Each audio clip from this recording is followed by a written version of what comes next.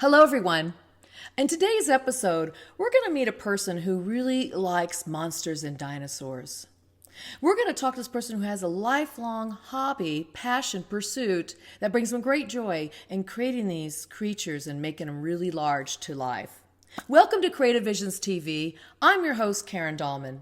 And today we're going to meet this gentleman, but first let me tell you a little bit about his background. Born and raised in New York City, now currently residing in Virginia, he had a great fascination with dinosaurs. And he would spend many of his years as a child in bookstores reading all about dinosaurs and other prehistoric animals. Now, he has a great love for 1950s horror and science fiction movies. And from that, it started making him want to and desire to sculpt these creatures such as Godzilla and other dinosaurs and other creatures from the movies. Now, this love continued on through junior high, high school, and college. Now, an example is when his other fellow pottery kids in his class were sculpting people and pottery, he was sculpting monsters and dinosaurs. So he continued sculpting throughout his young years, his high school years, his college years, and then he went and served in the Air Force. Now, after he left the Air Force, he went and volunteered at the American Museum of Natural History. Now, that's located in New York City, and I've been there myself a few times. Now, you can only imagine why he was there. He volunteered there in the vertebrate paleontology department because of all the dinosaur skeletons and bones that are there. I mean, they've got some really huge creatures there on exhibit, and it's really cool to see. So he went ahead and became a teacher, and for 25 years he taught different kinds of sciences, a lot of math. This guy has a brain of math and science, let me tell you. And he did that for 25 years, and all the while he's teaching, he's still sculpting in even greater ways his dinosaurs and his creatures, his monsters. Now, he sculpts purely for his own entertainment because he really, really enjoys it. And today, when you meet him, we're also going to take a little tour around some of his sculptures and creations and see what he's made. And I'm going to tell you, they're large, they are realistic looking, and they're a little intimidating too. I mean, he really brings the fear into some of these monsters. So I'm really excited for you guys to meet him. I've been mesmerized by his creations, really excited to see what he's done. And he shares them with me often. So I thought, you know what? I want you guys to also see what this gentleman is creating. So without further ado, I'd love for you all to meet Robert Bradley. Yay, Robert. Thank you. Welcome to the show. All right. Thank you, Karen. Nice to see you. Great to see you too. I mean, Sure. We've been friends for a while through Facebook and through, of course, you like to watch this show. Thank you. And we've been friends because I guess some of the stuff we talk about, the unseen dimensions. Sure. And you really like monsters and demons and things of that nature, don't you? Yes. Wait till you guys see these things he's created. So let's talk about this inspiration behind just as a young child, you loved dinosaurs. What was that about for you? Why the dinosaurs? Well, let me tell you what happened. When I was a little kid, my mother had on, my father, both of them had on the old King Kong, 1933. And I was watching the scene with the Stegosaurus. And that's the first time I've ever heard of the word dinosaur. My parents told me what that was, and I was fascinated. Then my mother drew me a picture of a Stegosaurus and asked how big it was. And said it was really, really big. Then I went to the Museum of Natural History when I was a little boy. She took me, and she showed me all these big skeletons. I was mesmerized by that. That was the key that started me with dinosaurs. And then as I was a child, we lived in Brooklyn, and we were not far from a whole bunch of movies. Brooklyn Fox, Brooklyn Paramount, RKO Albee, Lowe's Metropolitan, the Duffield, all these in the 50s. And every major monster movie that was out, I saw it all. The first Godzilla, Rodan, 20 Million Miles of Earth, Curse of the Demon, Beast of Hollow Mountain, a lot of Ray Harryhausen movies, Sinbad, all of these. I saw these was right there. And this inspired in me a passion.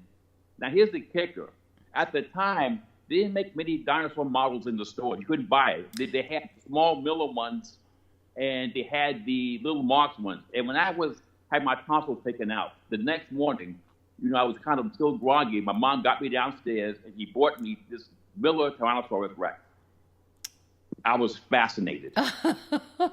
And that was the seeds, actually. The little dinosaur models, being at the museum, and also the bookstores, you can buy books on dinosaurs.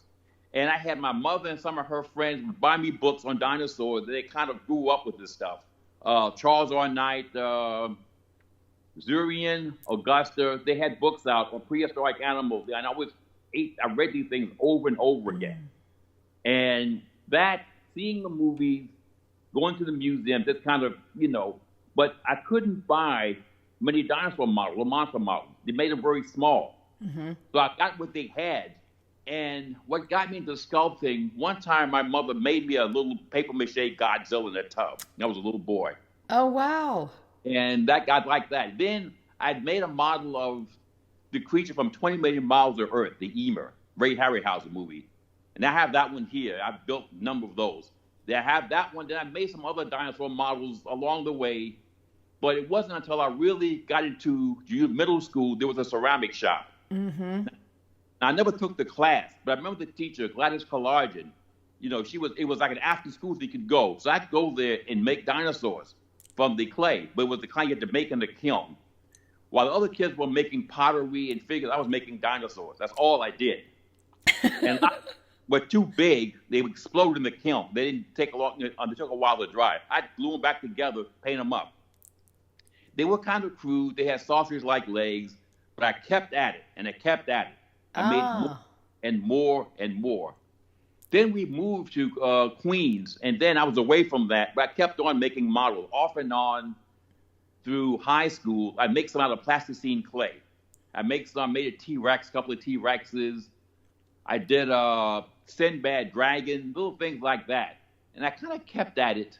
And I didn't do a lot of it, but then I went into college. It was basically the same thing. I make little models with clay. In fact, I made one model out of the kind of clay that hardens by air. I made a model of an Allosaurus for one of my professors, Dr. Lackalade.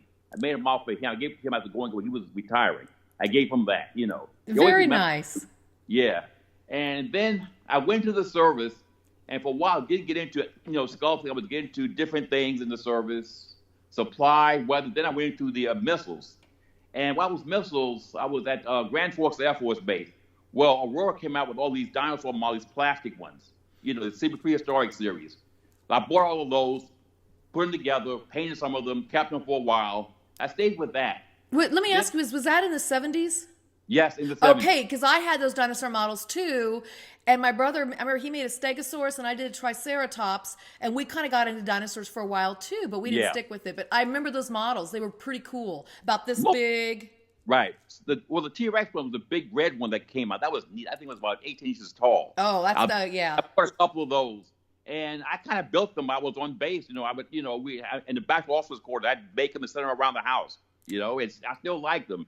But then I thought I was getting out of the service, and I said, I want to do something what I want to do now, okay? And so anyway, I decided to go to grad school, and this way I had a lot of my course in anatomy, and they were not easy. You had to really study hard for those, but also I was a biology major. I took some there, but anyway, I took those, and also I volunteered at the American Museum. I met some friends of mine. Gary Sawyer was one. He really showed me how to make casts and everything, and I was sculpting dinosaurs there too. I did an Allosaurus. I did a Deinonychus, where they got cast. I did a Ceratosaurus, which I got cast. But I did a number of these things. Then I went on to grad school. I didn't do a whole lot of sculpting there because didn't have a lot of time. But I did take a lot of anatomy classes, and I learned I need to know this. Anyway, when I got out of grad school, I didn't really quite finish it, but I went on to I worked at the museum in the vertebrate paleontology department. And I was back to sculpting. I made a Godzilla, a Varan. I made a bunch of dinosaurs, Torosaurus, Centaurosaurus, a bunch of those. Now, do they still have your dinosaurs there? Are they still being used? No, some of them, 2 dinosaurs, I bought them, I let them borrow, a store across the street borrowed them, and they got kind of damaged or something like that. I don't know what happened to them, all right? Oh, that's too bad. The Godzilla and Rodan, I built them. They were like, what I did was I used the Aurora T-Rex as a base to sculpt around because they were big. And I used that to build those. I also built 2 models of Gorgo. Okay. I don't have any, the Gorgos I sold to a friend of mine, Richard Marissa's in New York. He's a dinosaur fanatic also. But a lot of them, but while I was there, I met people there, and I really loved working there in the paleontology department. I learned a lot about. Well, what I find fascinating about your story is that you not only started there as a child going and visiting, then you volunteer, and then you come back and actually work there under a grant. A grant, yes. It's an NSF grant. It was brief. It was about a little over a year. Best job I ever had. Didn't pay much, $5 an hour, but I enjoyed it. Why I say I do this while I do it while I can. I know it was temporary. Then I had to go into the real world and get a job. I had to pay bills to pay. So I went into teaching. That was the closest thing I could get with my background. I did that for 25 years. And I sort of kept my hand in sculpting. When I moved down here, within the first year or so, I built a model of Beast from 28,000 Fathoms. I have that. That's the one I have. I think you've showed that one to me before, haven't you? Yeah, also, I thought so. Not to mention, I was at the museum. I did build a T-Rex model, 1/10 scale. That's here also. You'll see that. Okay.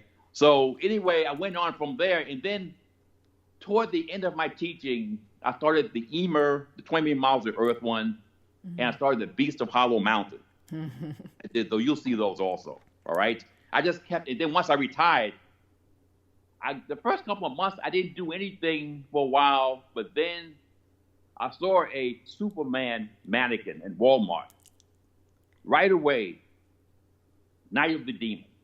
Oh. That model. Okay, the small one. There's a big one also. But I went from there. Then I started going into this, got fascinated, and I figured now the sky's the limit, practically. I built what the budget could contain and what the space could contain. So I have a house, and it's being filled with dinosaurs and monsters. You guys are all over his house. I'm telling you, they're everywhere. They're all over. And you. This is what's amazing. This is what I really like about Robert. He does this because it just gives him such joy, and he has such a great time doing it. And it's not like he's trying to go be an artist here or go. He could work on movie sets. I mean, he has such talent when you guys see these. Well, let me tell you something about the art world. The reality of it. It's very competitive out there as a dinosaur sculptor. A lot of people are making dinosaurs, they're nice ones, good ones. Toy companies are making them. Artists are making them all over the place. So if you want to make money sculpting dinosaurs, it's a very competitive. Really is. But I say if you love it, go for it. There's not as many people making monster models, but they did make a few. There are some good sculptors out there doing that too. Yeah, there's definitely some good sculptors out there who can do this work. What I find is that you didn't pursue that as your main job. You did this on the side. I think that's it. You have to be, as an artist, it's hard for an artist, unless he has the right connections, to really make a lot of money doing selling his art. You have to really put yourself out there. It takes a while to do that. And when I first was doing this years ago, we didn't have the internet. So back then, you're more this word of mouth and you take pictures. But now with the internet, you can make your own page and do that. And it's something you got to stick to it and keep at it to make it a go as a business. It's not easy. It's a lot of hard work and there's a lot of competition out there. But if you love it, I say go for it. Do it. Well, let me ask you, you have a lot of different materials you've worked with over the years. I know you started with clay, as you mentioned in your ceramic class, and worked with Plasticine. And I've seen some of your creations in progress and what you build with. Do you want to talk about the different types of media you use? Sure. Here's the thing. The best medium to use, depending upon the size of your model, if you want a lot of detail, the best medium to use is Plasticine clay, polymer clay, or wax. Oh. But the thing is, you have to be, but if you use wax or plastic clay, you've got to cast it, okay? And if you use polymer clay, it hardens, but again, but they're the best because you can make small models with a lot of detail. A lot of sculptors do that. Models being between a foot and a half high, something like that. But you can get good detail. They're the best with detail, and they don't warp. Now, I use Celluclay for 2 reasons. One, it's strong, and it's relatively light, but it does warp. But the bigger the model, the smaller that chance is, because the fact that you can add a lot of detail to it. So I built my models pretty big, because I like big models, but also I can get the detail I want. All right? And also allow for the warping. And if you put on scales, for example, you make them very small, like the real thing, they don't warp much. But if you're doing a small model, I wouldn't advise using Celluclay, which is more paper mache. I would use something else like polymer clay, wax, or Plasticine clay to make a small model. I wouldn't use, because the paper mache does warp. Well, you brought up paper mache earlier, and you said your mother made you a model of a paper mache. Was it a King Kong? Godzilla. Godzilla. Can you? I was a little boy. So your mom has this ability. So she has some creative ability within her. Tell us about that. So your mom must have inspired you. She liked to paint. She liked to paint. Now she's deceased now, God bless her, but she loved to paint. She didn't paint often because she had to work, get a job, and work. And my father was around also. But basically, they encouraged me to go from what my passion. They actually encouraged me to do that. Sometimes it's kind of rough going out for a while. When I was in high school, I made a big Plasticine model of Gorgo, about 1.5 foot tall. She was worried about me. Why? Because, well, my mother was religious, and she thought I maybe sort of need to go to the church and start making monsters and everything. Right, because it's the dark side. I see. But then, if people look at that, but then it didn't last long. Once she knew it wasn't going to change, she really backed me up. That's awesome.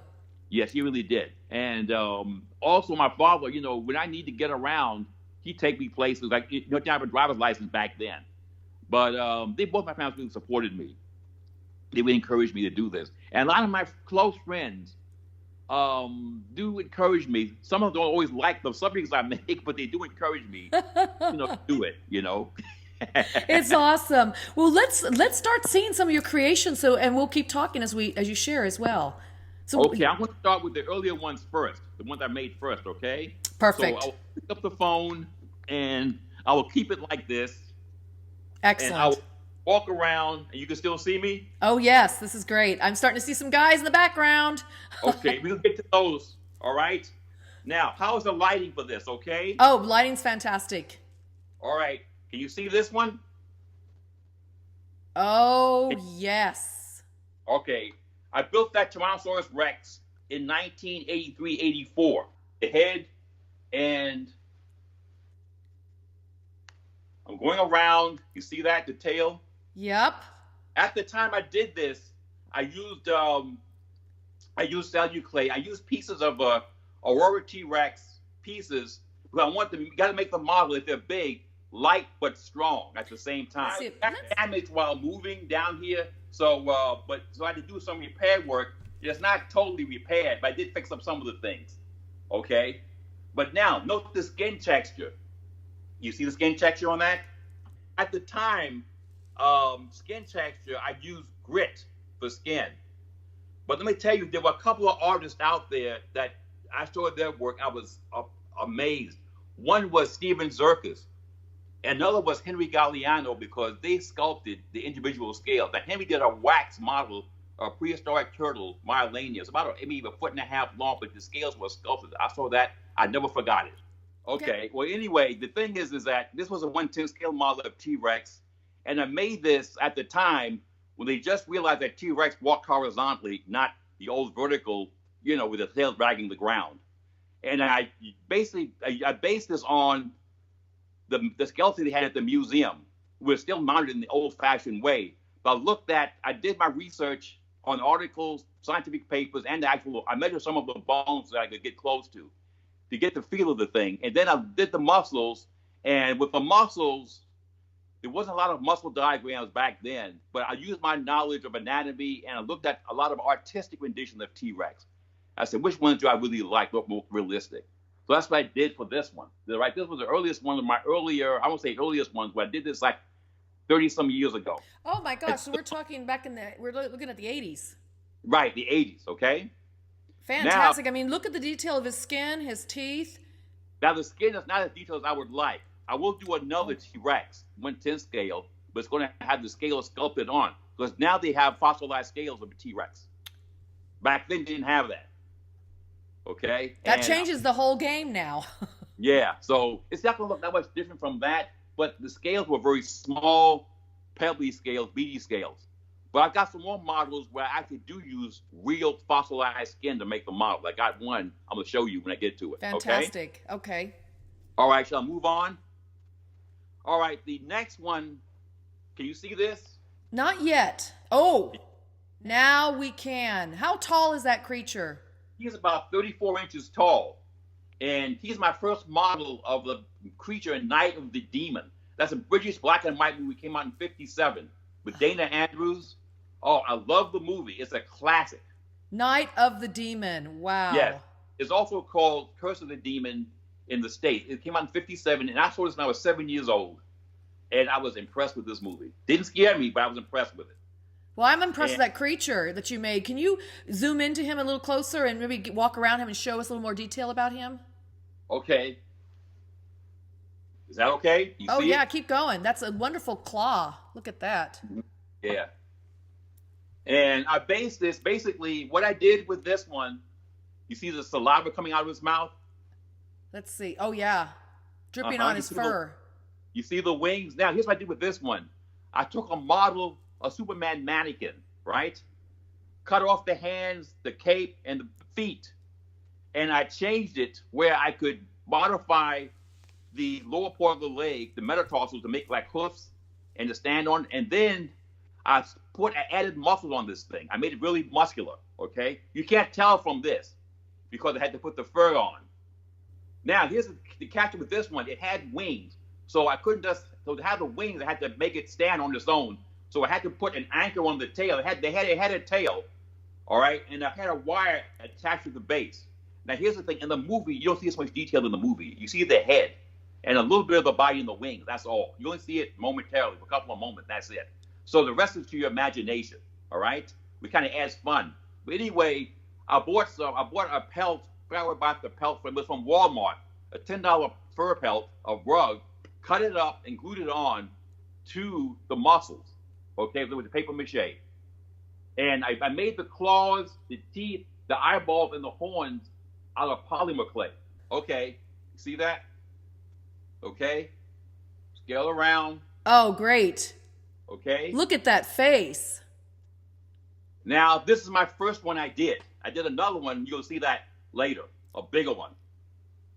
So what circa is this one? When did you create this? I started it around 2013. I built it in 2013. Okay, so it's a little more recent. And he's 30. Right. He's almost 3 feet tall. Yeah, 34 inches. Top one. Okay. Amazing. All right. Now, okay. Now move on. Yes. Okay. Look at him. He's huge. At the same time I did this, I was working on this guy. Can you see him? Oh my gosh. Yes, I like this one. Who is this? This is the monster from the movie 20 Million Miles to Earth. Animated by Ray Harryhausen, stop motion animation. Came out in '57. You see it? Amazing. You see the head and the scales? Oh, yes. Yeah, so if you can get close to his body. Oh, such detail, such bumpiness. I love it. Okay. Those scales are great. All those are done by hand. All right, so tell us, you make these scales. How long did it take to sculpt something like this? For example, this guy, how long did it take? Well, this one, let me tell you about this one. I started this around 2010, okay? Okay. I didn't like that it was coming out. Because one, the head wasn't symmetrical, and the leg, the metatarsals were not area. It wasn't either, ankle area. So I stopped for a while, about a year. Started on some other, my demon did that, and I went back to this, okay? So I finished this around early winter of 2015. And all these scales are hand done, all right? And I based this on the Harryhausen DVD, 20 Million Miles to Earth, plus some models I bought, you know, with some DVDs. You bought little models of emus. I bought those. And anyway, but I want a bigger model, and so I built my own. And this took me about, I'd say off and on, I probably did maybe 3 or 4 months to do something like this because of the drying time.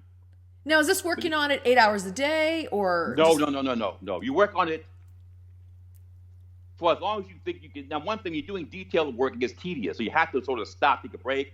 But once you're done with it for the day, you got to let it dry. And that takes time. This stuff takes a while, especially with models this size. What do you use to build up his body? Oh, okay. Now, this one, I use called an armature. Okay? Armature, thank you. I use a wire armature made of thick electrical wire I bought from Lowe's, cut it up for the backbone and the tail, and then for the legs, I used pieces of plastic for the legs, like PVC for this. And then for the head, I use styrofoam. Now, when I bulk these things up, I use styrofoam to bulk it up, and then I usually use like some kind of duct tape to cover it, because you want it as light as you can make it, but at the same time strong. And when you make these big models, this stuff lends itself because it's very strong when it dries.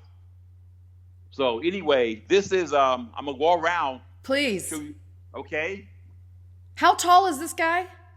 He is he's 26 inches tall. Oh my gosh, he looks so much larger. Yeah. Now, Now going I gotta around ask here, you, Robert, with all these monsters in your home, do you get scared? I mean, not me. No, not me. look at the detail of those scales. That's crazy. And this is based somewhat on the movie, the creature in the movie. Tried to get as close as I could to that. Now, at the same time I was working on this one, here's another one I did. You see this one coming up? Yes. Okay. Now, can you see all of it? Not yet. We can't see his head, but we can see his body and his claws. You see the head? Not yet. There we go. Yeah, who is that? Okay. Now, this is Gorgo. This was a British movie came out in 1960, where they had a baby dinosaur and a mother dinosaur that stomped through London, wrecked up London. And again, what got me this one, my mom bought me the paperback book in the summer of 1960. It was a paperback book for 35 cents. I read the whole book. And then the movie came out about a year later, and I saw the movie, and I always loved this movie. Now, again, this monster is my guy in a suit, okay? So it doesn't look as realistic as, let's say, some of the Ray Harryhausen creatures, but I want it to look like it did in the movie. So I used a Darth Vader mannequin for this one. Oh. I cut the gloved hands off, the feet, the cape, the helmet, and then again, why? For lightness and strength. Plastic armatures make great armatures. They're strong and light. Let's see his head again. We're just seeing his body. There we go. I want to see that face. All right. Yeah. And anyway, with this one, this took about 9 months. Of course, again for drying time. I had to add a tail to this one, and I also had to bulk up the leg. I used styrofoam for a lot of this. And note the armored back. See the armored back on that? Oh, yes. Yes, and the tail. Huge. And there aren't many stills of this monster, so I had to watch the DVD a number of times. And to get the tail of the bottom, see the tail of the bottom underneath those? You see that? Yes. Okay, you can't see that unless you look at one shot of the movie for about a couple of seconds. You can see what that looks like. So I saw that. But anyway, I got as close as I could make it, to the movie monster. Now, again, it has imperfections. It's walking up erect, tail dragging the ground. And, the arms look too big, but it's a guy in a suit. And back then in 1960, this was done by special effects. I think his name was Tom Arnold, something. I forget the name of the guy who did this. Tom Howard. But the idea was that he put a guy in the suit. And this saved a lot of money. And it saved a lot of time. Okay, that's why they did this. But that's Gorgo, all right? Love Gorgo. Yeah. And you know what I'm noticing? You have monsters all over your house. A lot of these are models I bought from stores or from Amazon.com. Yeah. All kinds of, and I tell you, these come in handy because you can see some nice artwork on some of these things, okay? Amazing. Some nice artwork. All right, I'll walk around here to another one I did. Now, can you see this one? Oh, yes. Beautiful. All right. That's when I started right before I retired, Beast of Hollow Mountain.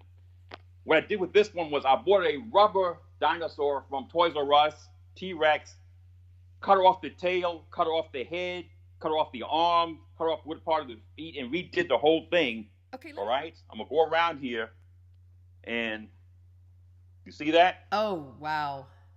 And basically, there's not many stills with this one. There are some, but I got the DVD of this one, and this came out in 1956. Oh. It was the first colorized dinosaur movie I saw as a kid. I was mesmerized by it. So I went ahead and sculpted this one. One of my favorites. Not a great movie in terms of, but it is stop motion animation. Okay. So now to the more technical side. Ready? Still Yes, with me? we're ready. Oh, Okay. look at this. Okay. This is a 1/10 scale model of Spinosaurus. Now, this is an actual living creature. Here's where the anatomy comes in. I knew this up until until 2014. They only had fragments of this dinosaur, skeletal fragments, and they didn't really know what it looked like. But in 1914, a paleontologist, Ibrahim, did the research and found more bones and found out this thing was actually an aquatic animal living mostly in the water. Oh, wow. And you note the size, how small the hind legs are? Let's see. They are skinny. You see that? Yeah, skinny. They're small, relatively small, not as big. And note the size of the rest of the animal. Okay? Yes. And a lot of scientists still debate this, but if you look at the anatomy of this thing, it's the key. And this is my key. When you do a dinosaur model now, you got to do the research. Dr. Thomas Holt, a friend of mine on Facebook, he sent me the paper of Ibrahim and Sereno on Spinosaurus, the new work. And the skull has properties of a fish eater. Conical teeth, neurosensory canals, the nostril on top of the head, very narrow snout. You know what I think? That's probably the ancestor to Nessie, the Loch Ness monster. Well, that's if that existed. Yeah, right. But anyway, see the hind legs? I got the proportions of the hind leg from measuring the bones. I saw the measurement of the bones. I saw that on the paper, scaled them up proportionately, and looked at that because there's debate upon the size of the hind legs. I actually got the fossil bone measurements, worked on those, and scaled them up to the size that they should be. So I did this whole thing. It was based upon the skeletal representation of it that they used in National Geographic. So it definitely is to scale what you created here.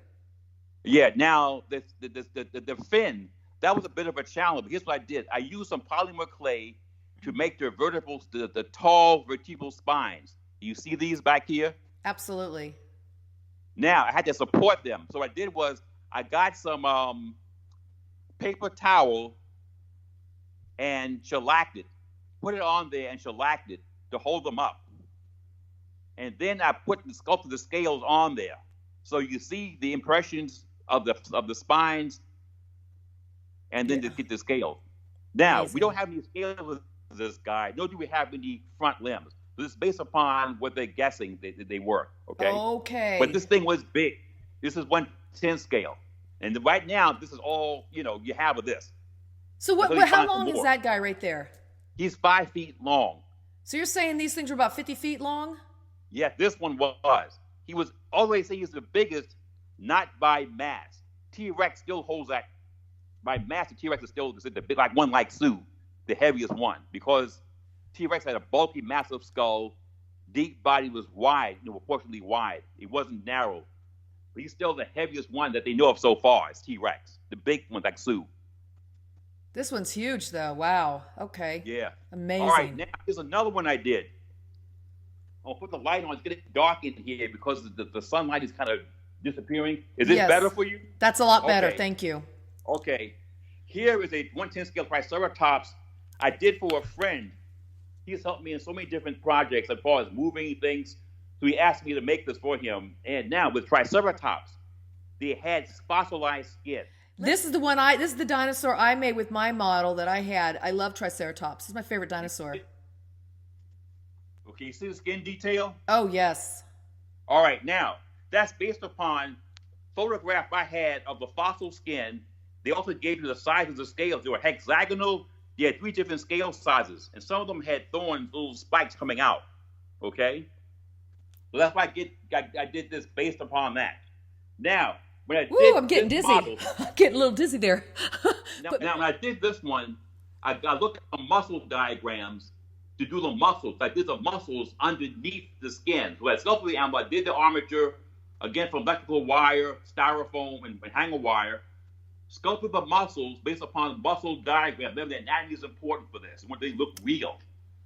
Then you put the skin on, like you put the paper mache on, and you sculpt the scales in there.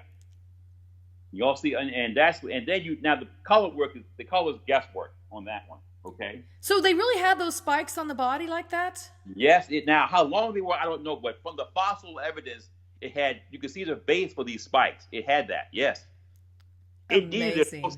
It needed it because it lived with T-Rex, so it needed it. Now, it was a smaller animal than T-Rex. They got to about 30 feet long for the biggest ones. The average ones were like 20, 25. That's amazing.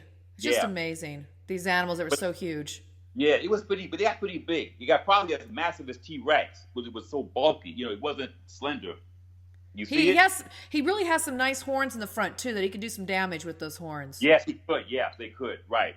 But T-Rex could also bite through those horns. T-Rex had a tremendous bite, and his teeth are like bananas. They could bite those horns off probably if it got, Absolutely stunning. But more than likely, T-Rex hunted in packs. So they're like, if you see how modern birds hunt, and predatory birds, they're also dinosaurs. They hunted in packs. So it wasn't just one-on-one with these things. Who's this white guy next to him? Hang on, I'll get to him. He's coming. Okay? Oh my gosh. He's coming. Okay, you see right here, this painting, right here, you see this? We do. Okay, this inspired me to do another project, okay? This was an artist done by artist Frank Frazetta. He's famous for comic book art and paperback art of fantasy, sci-fi, that kind of thing, horror. And I'm going to take you around now to this. Oh, See we it? saw him in the background earlier. He's awesome. Yeah. Okay, that painting inspired me to do this. Now, can you see all of it? Not if you move away from it a little bit more, we can probably see it all. Oh yeah. Oh yeah. Okay. All right. Now, with this one, what I did was the same technique. I used heavy-duty wire for the armature, but I had to be able to hold it up. So it's got you can't see it, but back behind is a wooden plank that has a metal thing that holds the spine. You can't see that. And now, when I did this one, now werewolf, it depends on your view of a werewolf. You could do it humanoid form. You could do it as on 4 legs, like some of the, it depends on what. Mine, I like them top heavy and much like the thing in the Frank Frazetta. So I did was I sculpted all the muscles. You see the stomach muscles? Oh yeah, 6-pack. Oh, yeah. See the arm muscles? Huge. You're fine. And then I've got pieces of fur from my mother's wigs, werewolf mask, and a piece of carpet. Yes. Wow. So you used your mother's wigs? Yes.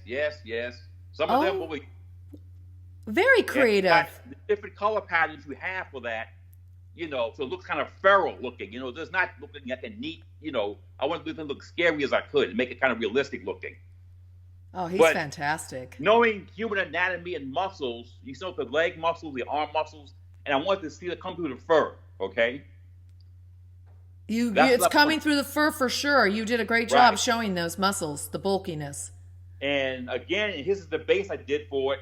And you see the skull there. It's for like decorations. And the background isn't quite finished yet. I want to put some clouds in front of the moon. Maybe put a little bit more forest behind there. But I haven't gotten to that yet.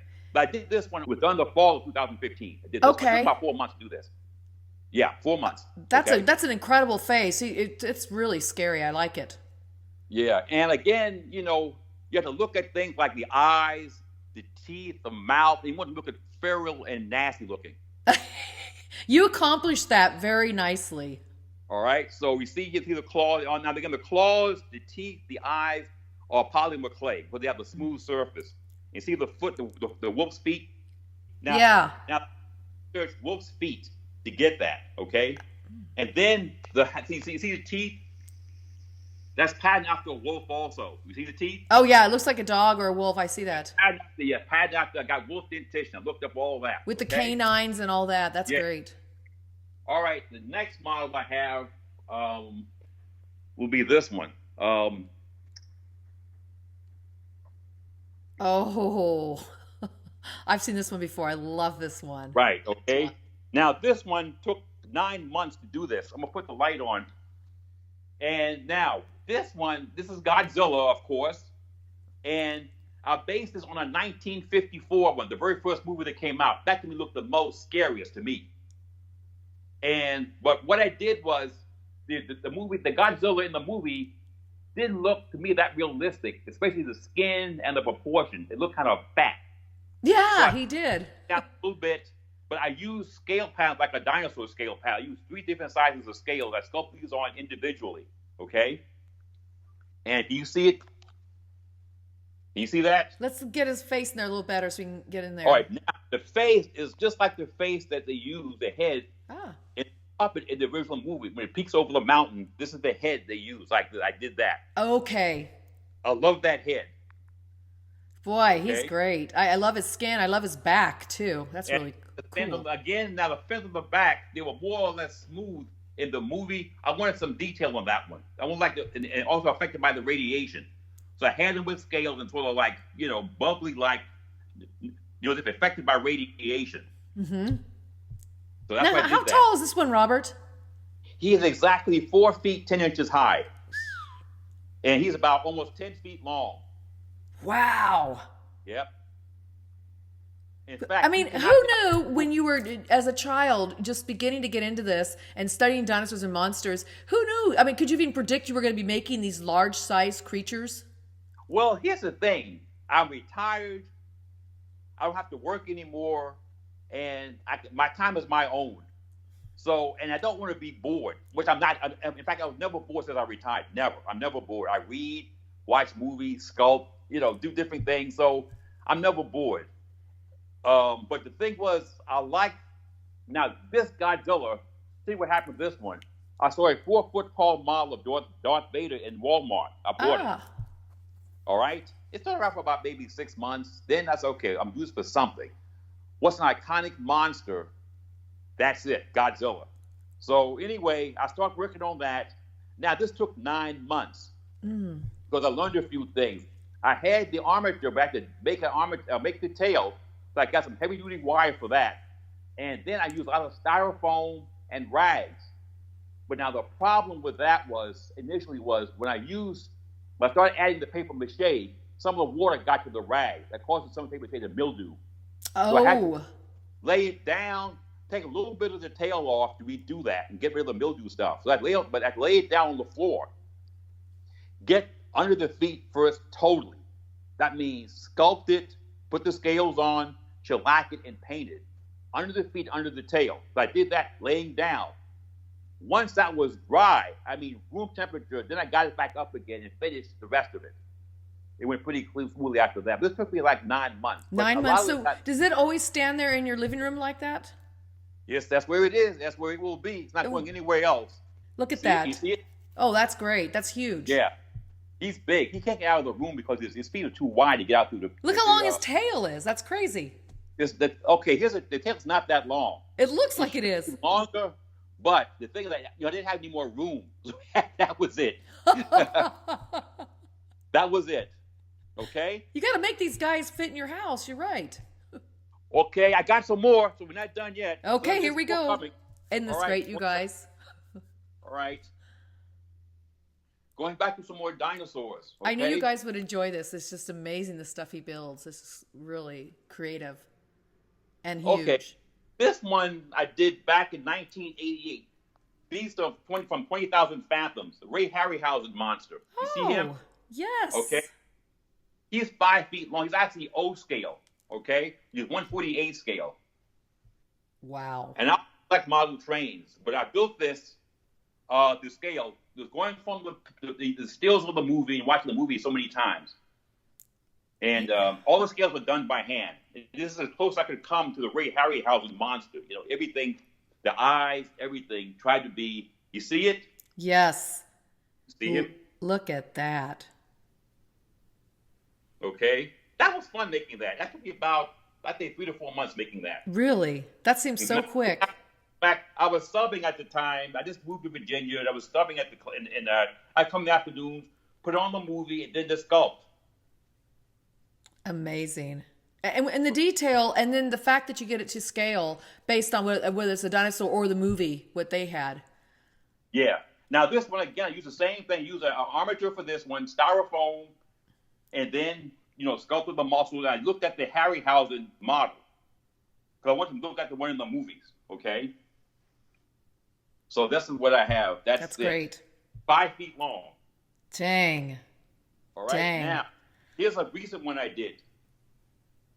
This is a Tyrannotitan. This is a relatively recently found carnivorous dinosaur from Argentina, and it's about the size of a T-Rex. Oh.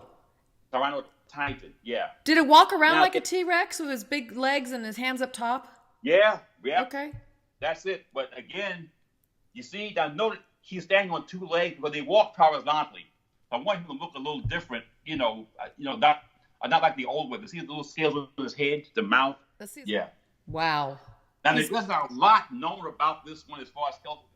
There's two fragmentary skeletons they found, but they know it was big from the size of the thigh bone, the femur. And they found fragments of the skull, vertebrae, but it was very heavily built. I mean, the bones were massive on this thing. It was a heavily built animal. So I'm trying to wonder how he's got such a huge neck. How did that body, those legs, support such a huge neck and head? Well, the thing, okay, these dinosaurs, especially theropod dinosaurs, they're built somewhat like birds. The bones are not totally solid. Okay. Two, the tail counterbalances the body and the head. Okay, see how long the tail is, how massive it is? Yeah. Okay.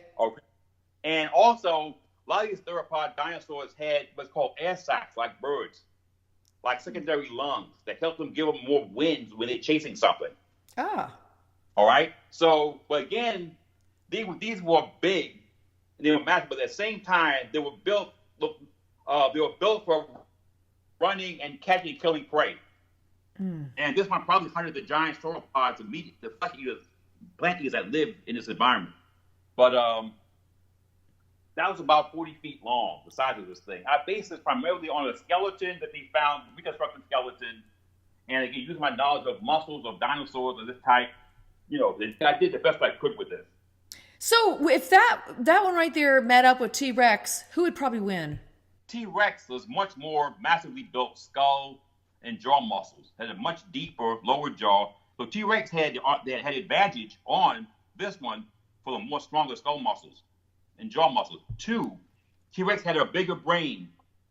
Another dinosaur like this, called the Giganotosaurus, they got the brain case about half the size of a T-Rex, of an animal of similar size. All right. Also, T-Rex had proportionately longer legs for movement, and it also could turn. It was more. What's the word I want to use? It could turn much easier than these animals. Like agile? Yeah, more agile. It's more designed, but right, okay? So T-Rex had all the weaponry. It had big brain, big olfactory lobes for smelling. It had binocular vision. This one didn't have that. It was seeing forward. It had strong, powerful legs, proportionally longer legs. It had smaller arms, but didn't really need those. And again, it was a more designed for killing than this was. Oh, this was killing also, but all the weapons. Okay. So T-Rex would probably win. Now I got another. Yeah, probably. Here's another one. This is a recent one I've looked up. Torvosaurus. Okay.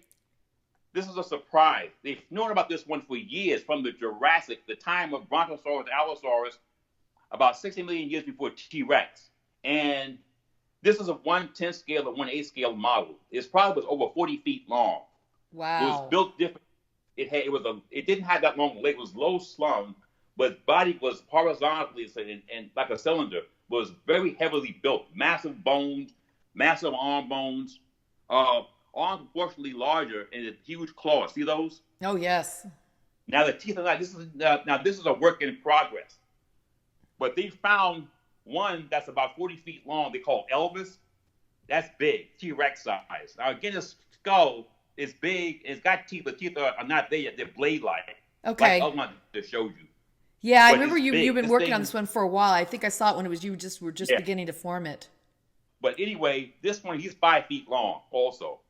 He's big. So where are you going to keep him? Is he going to stay in your kitchen table or dining room table? Funny you should ask that. Here's why I solve these problems.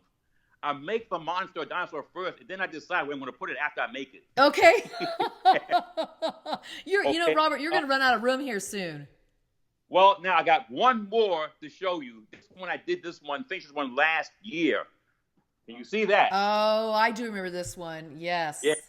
Okay? Fantastic. I'm trying to put a light on it here. It may not help. Uh, I may not help. Anyway. Oh, no, that's good. That helps. Yeah, that's another model of the Night of the Demon. And you can see the man, poor Mr. Carswell, in the clutches of this thing.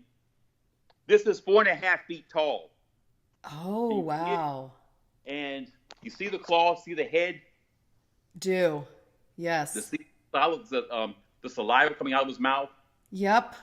His eyes, and his horns. That's beautiful. See the muscles on this one? Oh, yeah. Okay. You see that? And when did you make this one? Okay, I finished this one early this year, around March. Yeah, I thought this was a recent one. Yeah. See the wing detail? Now, that's based upon a bat's wing. I saw on the internet somebody had a picture of a bat with a wing. I can see the close-up, the fine texture. I want to get that for this thing, okay? Now, you can't see that detail in the movie. The best you can see is the head. But the wings and everything else, again, it's a lot of guesswork. But I did this one, I thought with a Barbie doll, a 36-inch Barbie doll. Oh. Cut off the head, extended the ankles, the metatarsals, and then I built up did the whole torso area. So it's got a massive torso. It does. And you see the hoofs on the bottom? Yes. All right? And you see, now if you back up, this thing looks good at night under a flashlight. Oh, I bet it looks really creepy and scary. Yeah. But anyway, now I did this one. Again, this is from Night of the Demon. I wanted a bigger model. I'm fascinated by that monster. Don't ask me why, but I am.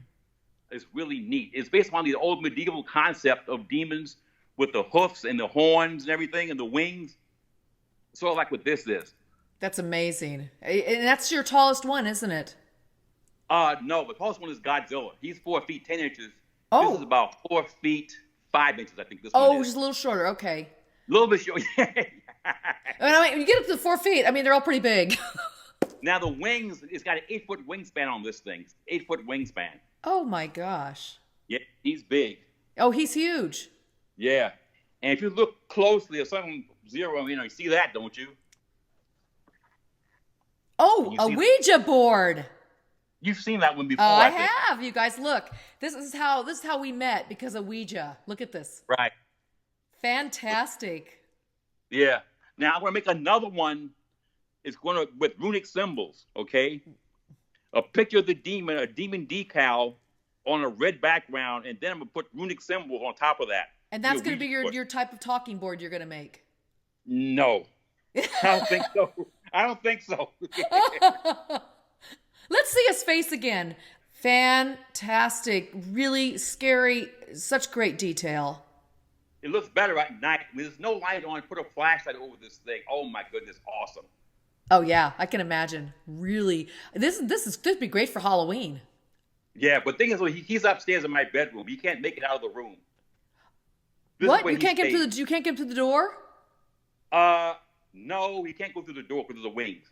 So he's got to stay there. Wow. Right. Now, like I will raise him off the floor and put him on some furniture so he can roll around in the room a little bit, get a little, But right now he's on the floor. But he is big. Oh my gosh, that's funny. So he is. You must have built him up there then? I started him downstairs. You've probably seen pictures of what I've sent you, some stills. I started him downstairs, but then I had to put the Christmas tree up. So then I brought him upstairs. That's where he stayed. I finished him up here. Okay, with the wings, right? Because you can't go in and out the door. That's amazing. Wow. Yeah. And you see the poor Mr. Coswell. Oh yes, poor little guy stuck in there. Yeah. By the way, there's a DVD that's coming out now. It's a limited edition Blu-ray version of this thing that's got a lot of history about the making of the movie and everything. Mine should be coming in a couple of days. Oh, fantastic. Yeah. Well, you showed us all your monsters and dinosaurs you have right now. Why don't we sit back down and we can talk a little bit more about your work? Okay. Let's do that. Hang on 1 second. Okay. What an incredible collection you just showed us of your, you're a talented sculptor of all your, I'm going to call it artwork. Thank you. But let me ask you this. Would you consider yourself an artist? All right. Here's the thing I look at that. An artist, yes. All right. Because I do art. Now, I've had no formal training as far as in techniques of art, painting or sculpting. I've had a lot of anatomy classes, but to be an artist, even a successful artist, doesn't require a paper trail. It requires passion, attention to detail, and spending the time to get what you want to achieve. That's the key thing. Getting what you want to achieve when you make your model or your painting, whatever it is. Because if you're not satisfied, go back and redo it. That's my philosophy. And as far as doing it as a business, again, if I was much younger, I would consider that. But again, as a sideline, because it's very competitive out there for any kind of an artist. And there's a lot of dinosaur people out there that's making models all over the place. Toy companies. Monsters might be doing better with monsters. But again, to live as an artist, you have to be somebody like Andy Warhol or Picasso, that kind of fame. Okay? Even a lot of artists live and die poor. Look at Van Gogh. He became famous after he died. That's right. Yeah, a lot of them that happens to, So again, as I look back on my life, I've probably been happier being a dinosaur artist than a dinosaur curator, because you spend your time in the lab writing papers, got to be approved and stuff like that. And again, it's what you like to do with your life. But if you like art, I say pursue it. If you can make a business, you got to stick with it. There's a lot of work, a lot of discipline. You've got to put yourself out there, accept criticism, learn from other artists. But also, I praise that. Now, all the artists I support, any artist out there that's doing this kind of stuff, you give my 100% support. I say, keep on doing it. There's a lot of talented artists out there doing stuff. And what I think is beautiful about your art is that, yes, you had all the background of the scientific background. You knew anatomy. That really contributed to it. But you guys, what he's saying here is he didn't have any formal training. He just started messing around with the different kinds of materials and media, whether it was the clay or it was the plasticine or it was what he's using now, and creating his own armatures. I mean, he made all this up himself. So the point is, any of you guys out there who has like a passion, and you want to express yourself in some kind of art form, do it. You can do it alongside of also the traditional career path or whatever path you're pursuing. But you don't hold yourself back if you just think I don't have the training, because here's a gentleman who doesn't have the training in the media. He definitely does have the training in terms of the scientific research and background to it. But it sounds like, Robert, you just keep putting yourself in situations, whether it was like working or volunteering at the American Museum of Natural History and learning stuff. A lot of people into this, and I learned a lot from them. I watched what they did. Yeah. They taught things like casting, little things that make your models come out. And I watched in fact, there's one artist out there. He's a sculptor.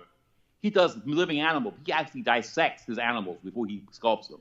Dissects. Wow. That's how detailed he gets. And this was years ago. And he'd make bronze casts of them, and he'd sell them for a couple $1,000s. But he only make a couple a year, He wasn't rich, but he liked what he was doing. But I watch other artists, and you can learn a lot from them. Techniques, detailing, and the thing of the scale stuff.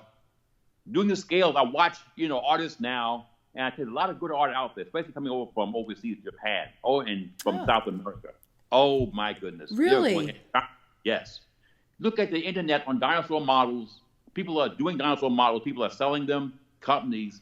There's a lot of stuff out there from overseas. A lot. Plus, you got 3D printing where you can actually make a model and then make it in 3D any size you want. You got the money to buy the machines, that is.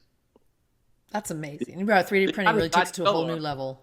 They've got a Godzilla out there, the 6-foot-tall Godzilla made out of some kind of polymer or something. It's some kind of vinyl, something like that. But it's made for a 3D printer. You can buy it for $43,000. Goodness. But they make a small model and you put it in a 3D printer, and the images come up. You make it as big as you want. They can make them different parts, and then you put it together.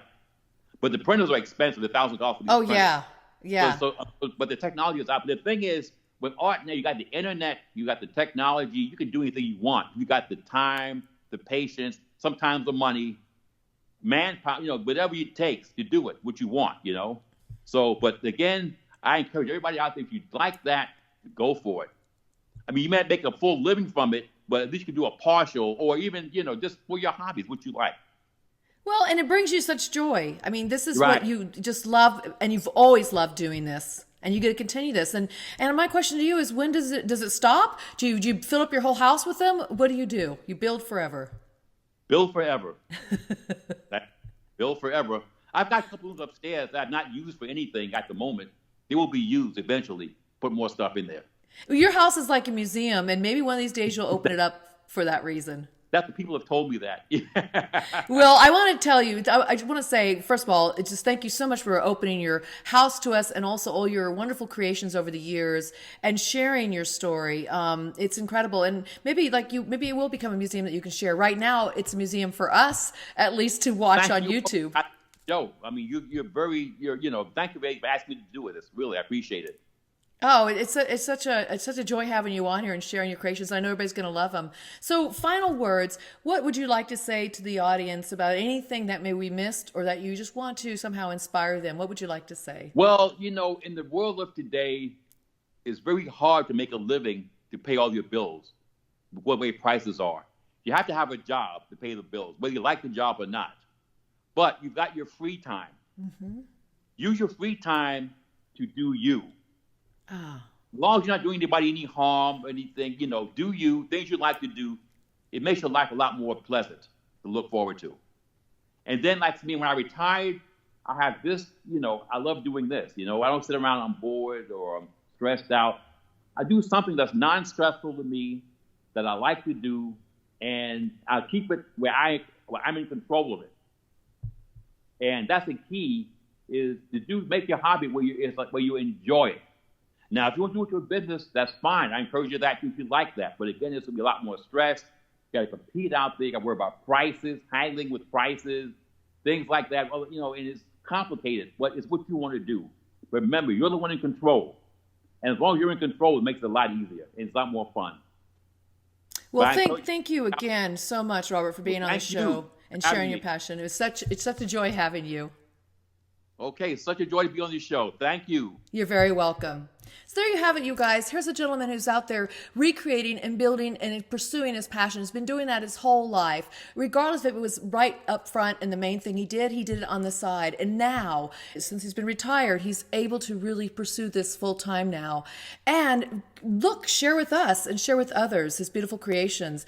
And whether or not somebody else sees them, he loves them and it brings him such great joy. So I encourage you, as Robert said, get out there and find your passion, pursue it on any level that you can, and so that your life can feel more fulfilled.